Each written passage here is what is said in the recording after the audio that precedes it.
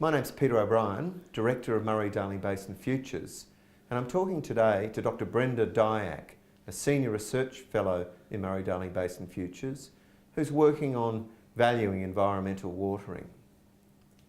Brenda, what is environmental watering?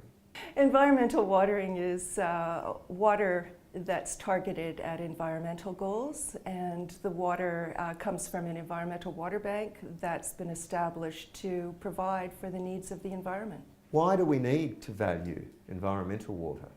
We need to value environmental water because we'd like to allocate that water to its best use, its most valuable use. And if we don't know what the value of the environmental water is, then there's a real risk that we won't be providing enough environmental water, and there's too much going to irrigation, for example, and not enough to the environment. So getting at that value that people hold for current consumption, current use, current environmental watering, and for the future, for their children and grandchildren, until we know what those values look like, then we won't know whether we're providing the right amount to the environment, too little, or too much.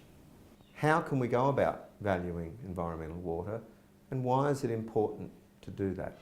Environmental watering is important because given all the competing needs for water in the Murray-Darling Basin, for example, there's no representative for the environment, and so the environment doesn't compete for water in the same way as other groups that use water. Brenda, what's the key question in your research?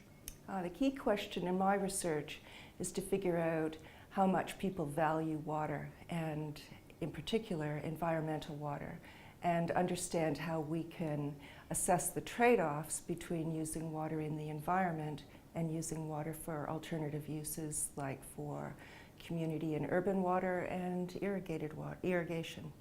If you're successful, how will people in the basin benefit? If we get at some of the core values, which I think we will with our research in both the Macquarie Marshes and the Coorong, I think we'll have a much better understanding of where water should be directed for optimizing the benefits to society as a whole, both today and in the future. Some people would say that you can't put a dollar value on the environment. Are they right?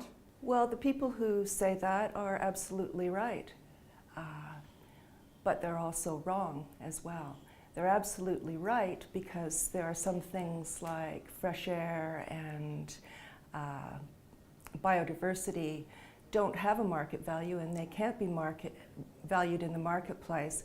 However, if we don't add some values, if we don't understand what the values are, then they'll always lose out when push comes to shove and there's scarcity. Thanks, Brenda, and all the best with your work.